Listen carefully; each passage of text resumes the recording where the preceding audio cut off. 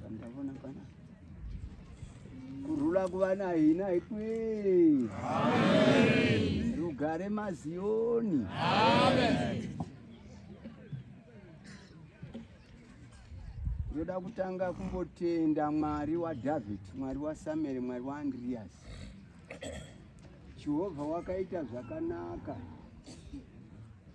Akatsvaka varume 9 verse 15. Jehovha unoti, ndichavatsvaka vanhu vandichaisa shoko rangu mumuromo mangu.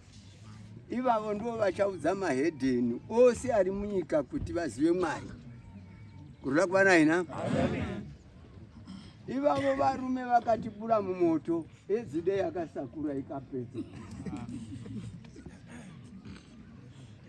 Hamudi kutenda varume vakatibetsera? Manditi kana nevakangwara maitofana kutovuchira kuti varume vakatsvakwa naMwari kuti tiwane shoko iri vakatibura mumoto. Pasisina vakatsuka vose makapera needzi kuti pasisina kana hwani unofamba.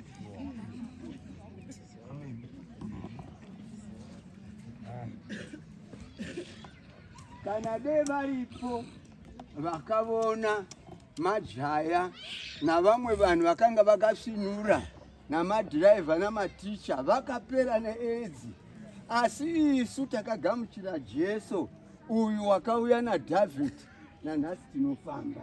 Saka ngativatendi varume. Amen.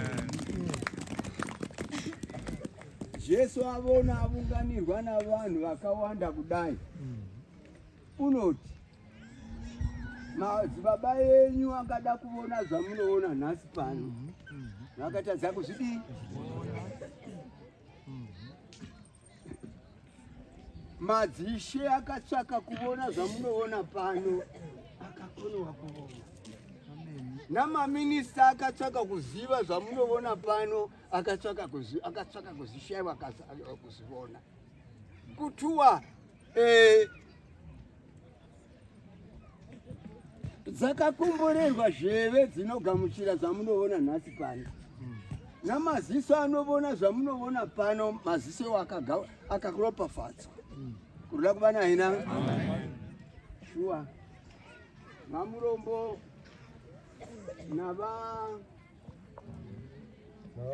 navaungwe ngativatendi varume ava. Ini muchangana kuti ndiuye vuno nditsike munyika muno ndiJesu. Amen. Munonzwisa? Ndaizotsika muno? Ndehasi Jesu uyu ndaizokuziva kuno? Vamudisi maizokuziva kuno? Ndehasi Jesu. Nganditende saizvozvo. Kurula kuvana ina? 10:34 Peter unoti, ndakatarisisa panyika ndikaona kuti Mwari hazi mutsauri wavanhu, marudzi wose ari pasi penyika. Kana mangouya pana Mwari mukaita zvinoda Mwari, Mwari uchakugamuchirai. Saka ngatitende naizvozvo.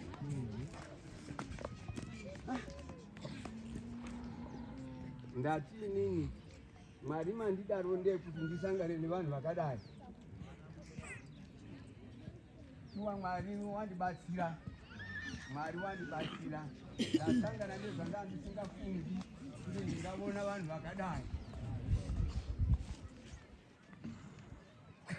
Mukatekile mwina mutaamukela marite muchangana pana nyamuta kutaura kuti makakomborerwa wenyu muchazwa mashoko emuchangana nhasi muno mafuta. Anditi dzichakomborerwa zheve dzimwe dzichanzwa mashoko emuchangana unobva kumabvazuva, uchanzwa mashoko angu panapa, mashoko emuchangana. Zheve idzodzo dzakatoropafadzwa. Zvakanga zvisingafaniri kuti zheve dzenyu dzinzwe manzi anobva mumuromo memuchangana. Saka zheve dzenyu dzakatokomborerwa.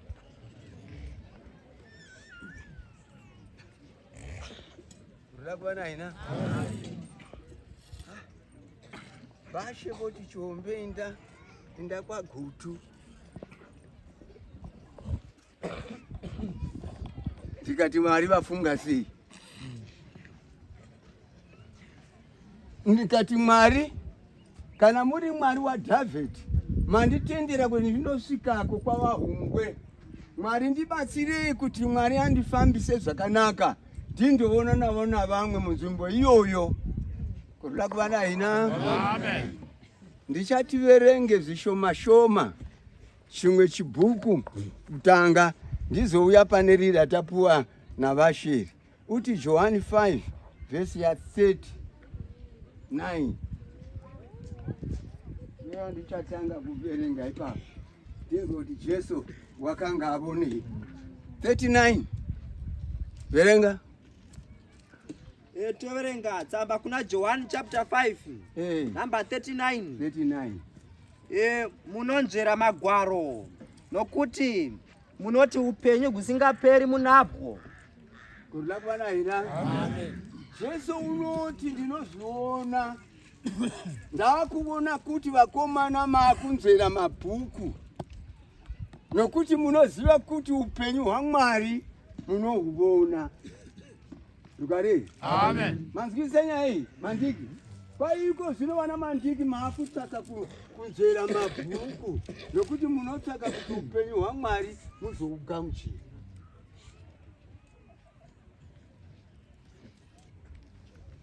Vahungwe manzwa nyaya yangu iyi. Ya. Verenga. Ndiwo anondipupurira ini 40 number. Kwai mashoko iwawo anotipupurira isu kuti zviro zvaMwari taanazo taakufamba mazviri. Pesira tikudini? 40 yoti. Asi hamudi kuuya kwandiri. Hamunyanyi kusununguka kuti muuye kwandiri. Kuti muve noupenyu. Kuti mugowana upenyu. Namudisi muri kunzwa nyaya idzi? Kurula kwara ina? Amen. Dokororai ipapo. Toita mudhumeni panamba 40. Asi hamudi kuuya kwandiri. Hamunyanyi kusununguka kuti muuye kwandiri. Kuti muve noupenyu. Kuti mugowana upenyu. Mandiki uri kunzwa here kuti wandiki iwe ndakunzwa uchiparidzawo zvakanaka nekuti vanhu vaiti kana vakaita upombwe mudenga hamuindi handiti. Saka apa panotaura Jesu unoti kana muchinzwa mashoko hamunyanyi kusununguka kuti muuye kwandiri kuti mugowana upenyu hwamunoshandirawo. Vhesi rati kudini? Handigamuchiri kukudzwa kunobva kuvanhu. Hatifaniri kugamuchira kukudzwa kunobva muvanhu. Vhesi rati kudini? Asi ndinokuzivai kuti hamuno rudo rwaMwari mukati menyu. Kwaini Jesu ndinonyanya kuvonesesa kuti kutenda kwamunako uku hamunyanyi kuvonesesa kuti musununguke kuti kutenda kwamunako kungamubatsira. Dzokororai ipapo futi. Toita mudhumeni zvakare number 41. Handigamuchiri kukudzwa kunobva kuvanhu. Dzokororai iyaya yavaverenga kuti yawapedzisira. 42 yoti. Asi ndinokuzivai. Ndinokuzivai mosemi kuti hamuno rudo rwaMwari mukati menyu. Rudo rwaMwari mamuri vamandiki. Ndiro zvandinotaura vhesi. Neniwo chiombe kwai handina rudo chaizvo kuti rugare mukati momuri kuti mugorarama. Rudo rwedu rushoma kuna Mwari wedu. Verenga. Ndakauya nezita rababa vangu. Ndakauya nezita rababa vangu. Asi hamundigamuchiri. Asi hamusi kugamuchira zvakanaka. Masiretu wazvitwa kuti wamina nitile pakati kamwe nahivito latetani wambiri. Kambe mwina hamudavi kuziamukela hamuzigamuchirini. Zita rababa vangu nakauya naro panyika ndikupei. Asi amandika handikuoni kuti munonyanya kugamuchira.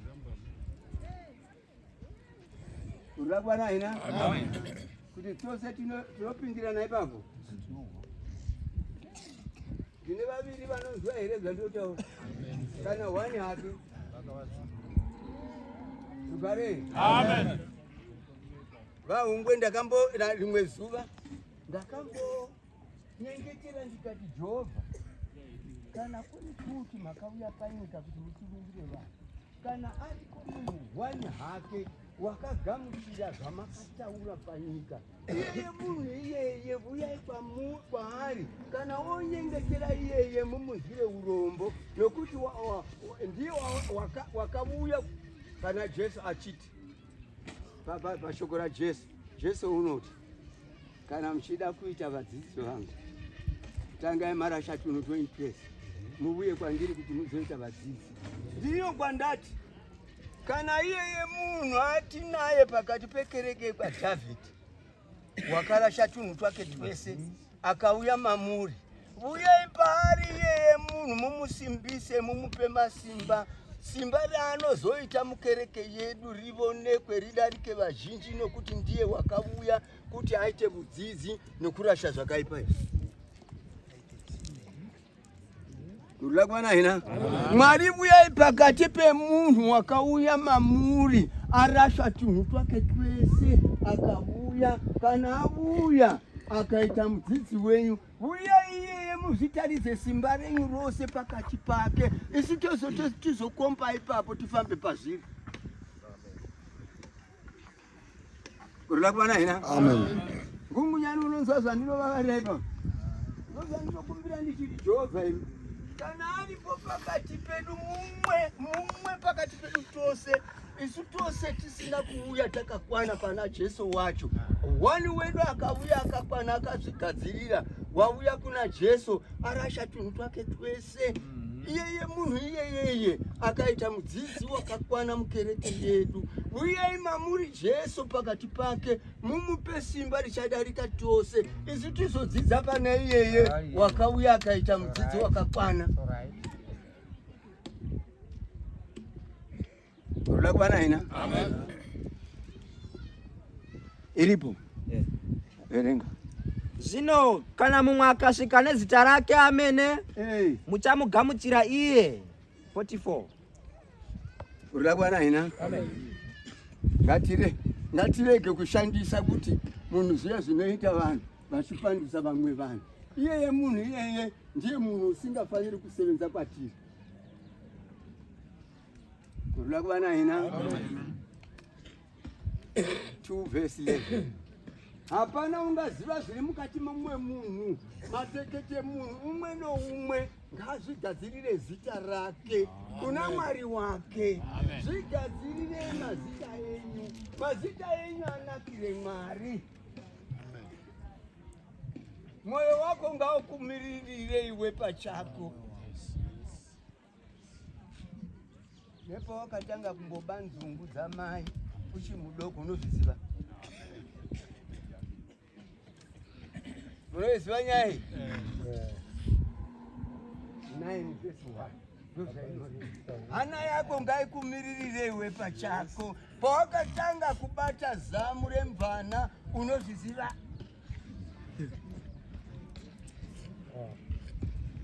Mhosva mwini wayo inouraya iye. Kurula kwana ina amen. Mandika hapana chausingazivi zuva rawakapanana nduma nemusikana wako auri kangangu.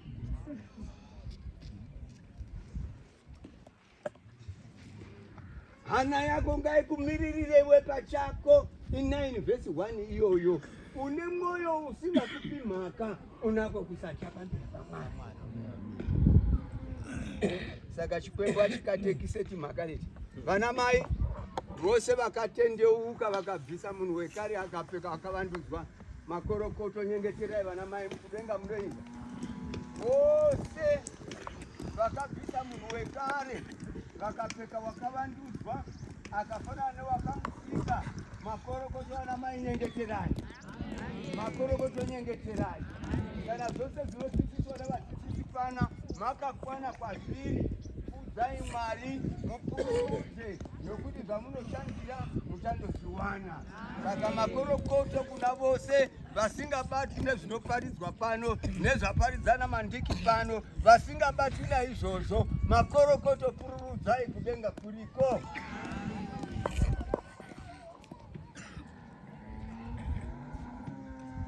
Kurula kuwena ina 4 verse 1. Imu vamiririri vamapoka, muri vamiririri venzimbo, mugweru uri mumiririri. muno mune mumiririri kwa Mushandike kune mumiririri, Pasave kune mumiririri, vajeke vanoti zvamuri vamiririri vamapoka venzvimbo zvinodiwa kwamuri vamiririri kuwanikwa muri vanhu vakatendeka. Urila kuvana ina? Ngative vanzwi tiri vaiti, kwete kungova vanzwi tisingaiti. Rugwaro runoti kana ndiJesu ndiPaulo unoti kana mukasabata samavambo ezuro, chenjerai kuva vanhu munobatira pasina, munokwegurira pasina. Saka ndinokutendai mose mauya panapa vavaongwe, ndinokutendai zvikuru. Ini ndatumwa vokuti ndikuye munhu Mwari ngaandibatsire kuti zvandinotaura tigoverane pamwe chete nemi. Handiti? Panapa tiri vana vemunhu mumwe kana tikabata nemutoo pavo, asi kana tikasabata zvakanaka tisingabatani tinobatira pasina. Vhangeri raJesu rakanaka. Tinongokonewa tisu, tinongokonewa chinhu chatakapuwa. Ngatichienda kuvhesi redu chatakapuwa navasha. Panapa ndapedza nokuti Mandika handiti vanzira chibhuku chandadzidzachena. Jesu unoti vakomana mose mazivo maakugona kudzidzisana nokuti munotsvaka ushe hwokudenga kuti muhuwane hunowanikwa nevanoverenga vachiziva zvavanoita. Pana mai vamwe vakaimba vekwangungunyani zuro ndichiuya navo, vanoti vanhu we bvisai isina yose mumwoyo menyu Mwari apinde. Mai vakaimba ivavo, ndikati mai ava vatibatsira. Vanoti varume hama vana mudisi, bvisai isina yose mumwoyo. Evhangeri raJesu ridini ripinde. Kana mune sina mukati menyu Mwari haapinde. Urila kuva naina? Amen. Komana kwapinde wauya ndopandandati nhasi wabatwa nehasata kuno wakona kuuya izori pano ngakona kuziyoni ndoinde asi ndikuya ndimboenda pano senyama dzakakwana dzatinovona undizise zvandotaura mani zvenyama dzakakwana ndinokuona pose poga poga asi zvandisingazivi ndezvapapii. Apanyama wakakwana unoonekwa, unofamba futi uchiita sokuti vanhu vanoona kuti munhu mutsvene uyu, asi pamweyo ndo patisingazivi.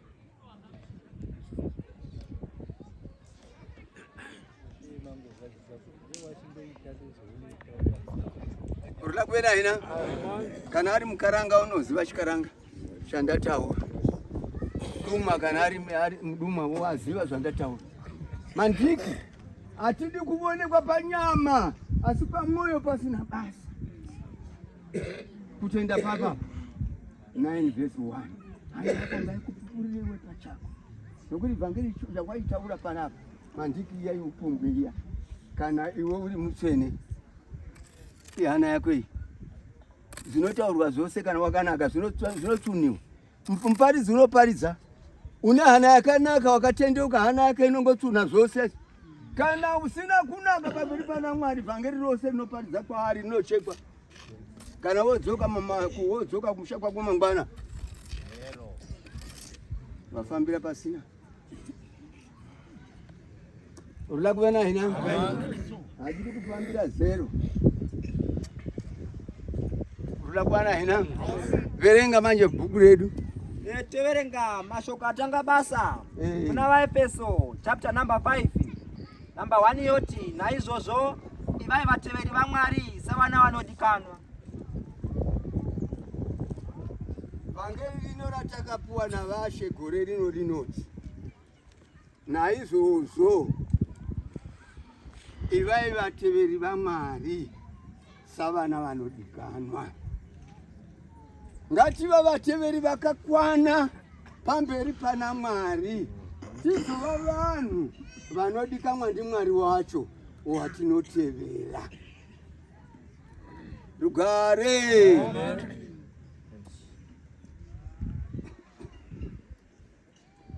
Asi kana tikati tiri maZioni, isu tine tunhu twedu, hatisi vateveri vaMwari. Rugare.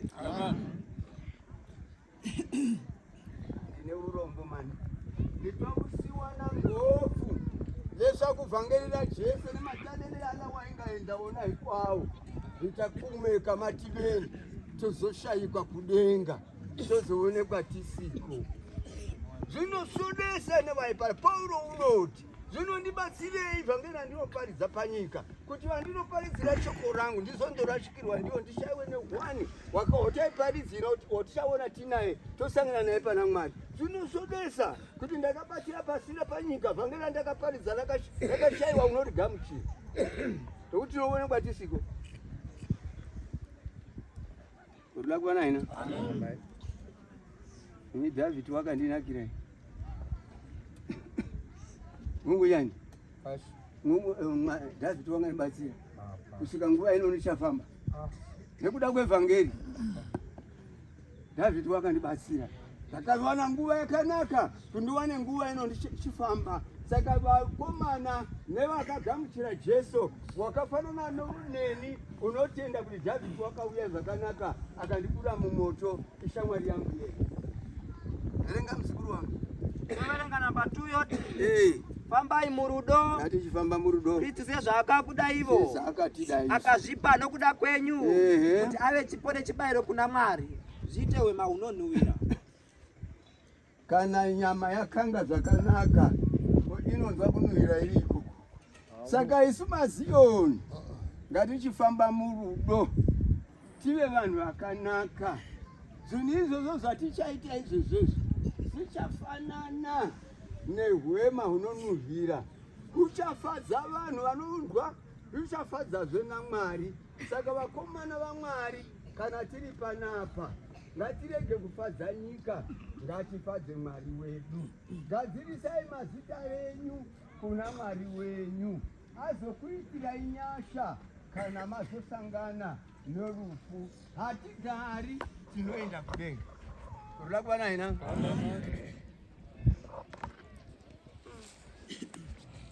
Saka Mwari wedu uyu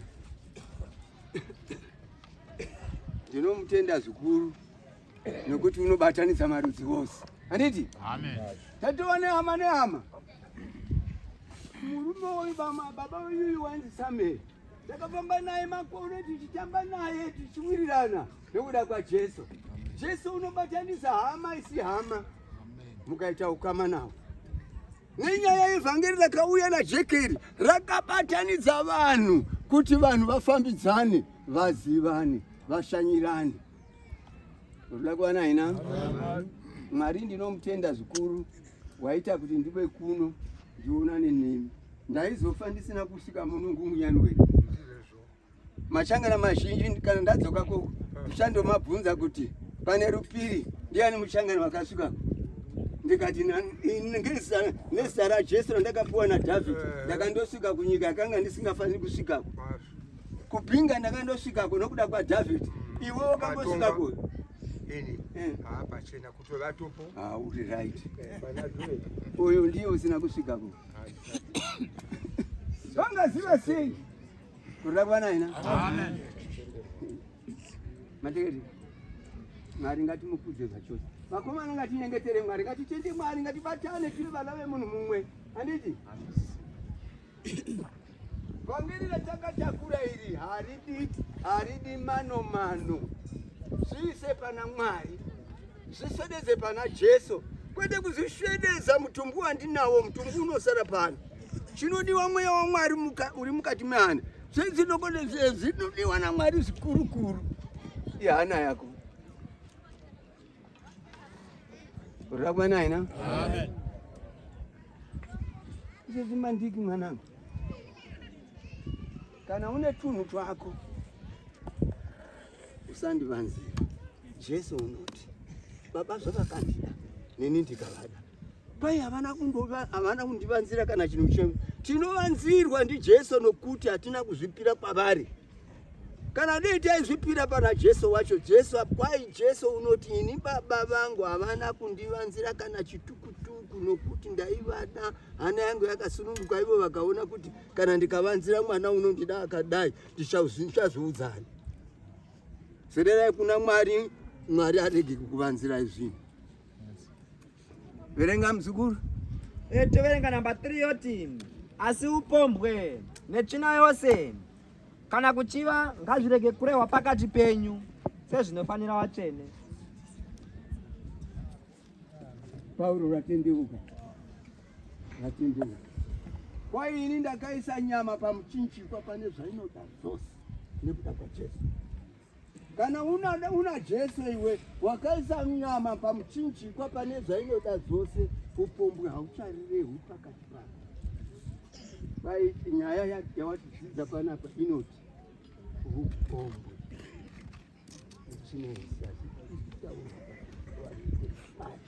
Azvidavekile sakuzuva nakuti waimavito azvona pakati pevavakesa kuchikwembu. Hazvifaniri kuti zvibude muromo yavanhu zvichitaurwa pakati pavanhu vanonyengetera Mwari. Muchiti makatendeuka? Kuzinyengera kuti makatendeuka wewe uchiita zvinhu.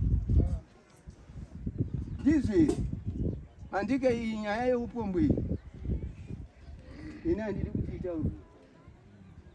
Iyi yeupombwe hino munogarei muno kana varipo pakati penyu. Mumwe kutopedza nguva achitamba zvikuru toka kutopera futi. Kurula kwana ina shoka dzake dzakatopera nokutamba zvikuru. Asi iri mhomho. Zvichitaurwa pakati pemaziyoni. Kurula kwana ina. Verenga muzukuru. Nezvakaipa nokutaura zvoupenzi nokunemera izvo zvisina kufanira asi zviri nani kuvonga.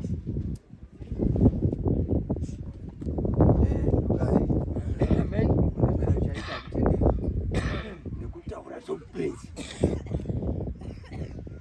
izvo zvonga zvirege kutaurwa pakati pedu. Uti 4 vhesi ya 22 naEfeso 4 vhesi 22. Toverenga vaEfeso chapter 4 number 22. 22 yoti kuti pamufambiro wenyu wokutanga mubvise munhu wakare unovodzwa nokuchiva kwekunyengera. 23 number. Kurula kwana ina. Tajoinisa papa. Mashoko anoti mumfambire wenyu wamaifamba nawo muchikunyika maita madiro makwiti nekunemerana nezokufamba kwenyu kwakashata. Izvozvo hazvichafaniri kuvapo nokuti imu mazvisipa zvitsva. Makatobvisa munhu wekare mukapfeka wakavandidzwa akapanda wakamutsika. Zvinizvo hazvichafaniri kuvapo pakati penyu. Mufambire wedu wose wakatopera. Kurula kwana ina. Amen. Pamberi poti kudi muvandudzwe mumweya wokurangarira kwenyu. 24. handiti munoona ngatichivandudzwa mumweya nemufambire wedu tose maziyoni takatovandudzwa mumweya nemufambire wedu. Hatichafambi netsika dzataura mandiki pano dzoupombwe. Hatichafaniri.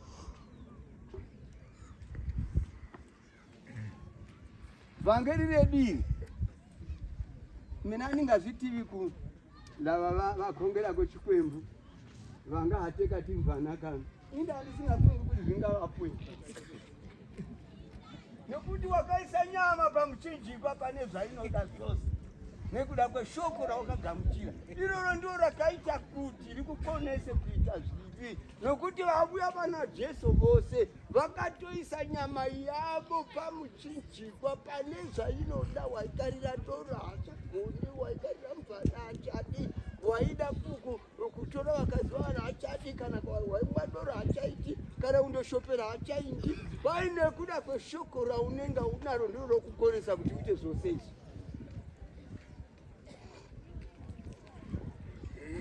Manje loko muhunzukile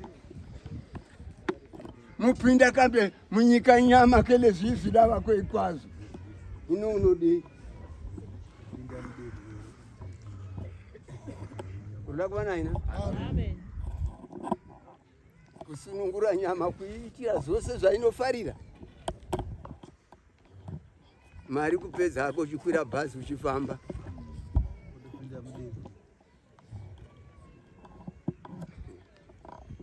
Munyu hakuna kumba, asi wauya kuno, asi uchiziva kuti hana yekwe uchikuvudza chaiko kuti kumuka kwawakafa hakuna. Paurosi wakamboriva unoti kana uchiziva iwe kuti kumuka kwawakafa hakuna, irya umwe uite zvose zvaunoda, nokuti unoziva kuti kumuka kwawakafa hakuna.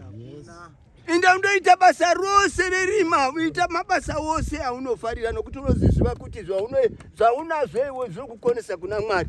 Ino inda undo zvose izvi upe nyama painofarira, nokuti unoziva kuti kumuka kwawakafa. Chinokonesa kuti uzive kuti kumuka kwawakafa hakuna zvinhu zvaunazvo tunutu.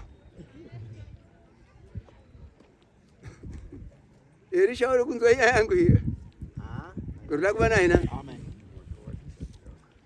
Munoti vose vanoita svina yose haazvizivi kuti zvinhu zvangu izvi zvinondikonesa kuna Mwari. Varume tisanyengerana. Ndine chirugwaro chandinoverenga.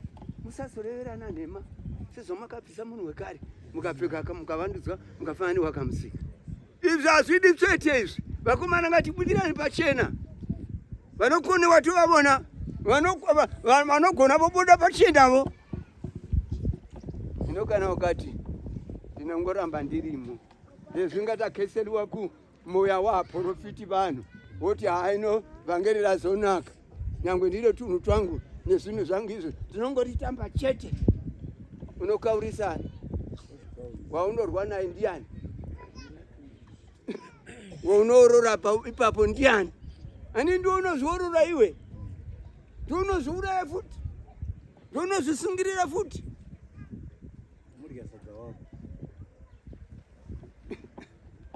Kuda ina? Amen. Vakomana mina ningazvida varwani ine handidini tizvinyengere chakupedza. You are wasting time. Vanhu kufamba mune tunhu twenyu muchiti munondonamata Mwari, munopire jere Mwari afunge kufunga kungani nekuda kwako, uchingoita zvaunoda mushoko raMwari. Kuda kuva naina? Amen. Kuita zvaunofarira uri mushoko raMwari. Unorwa naMwari ndiwe wakatobata matanda ekurwa naMwari. Handiti kuvazitwa here. Vari vanhu kuti vanozwa vose vanoita zvakashata vane matanda vari kurwa naMwari, vari kutorova Mwari.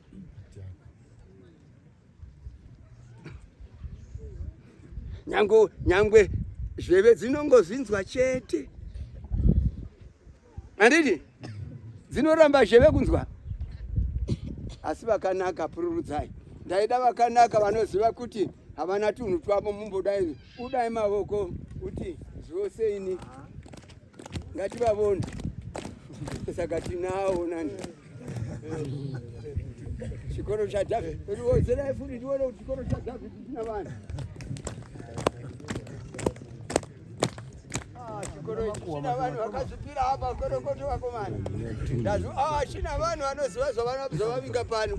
Mwari ngaakupasire shuwa mafambira icho, mafambira chine upenyu hwanhasi nehwamangwana. Mwari ngaakubetserei. Mwari ngakuchengetei, Mwari ngakuropafadzei, aropafadze nezvinhu zvenyu zvose, nezvamasiya mumushanga zvikomborerwe, nokuti ndamabona mazioni akazvipira kuti isu takazozvipira, hatichina kumwe kwatakatarisa, takangotarisana neshoko ireri. Saka handavavona zvandisina kuvona kuvakadzi uko, mamboonawo maoko uko vaitavo, hapana vaviri vamavona vasingaiti, vakatonaka vanotsvaka kutonaka vasingaitiwa. saka ziya iwewe ngunyani waituka vakadzi tinavo wavavona.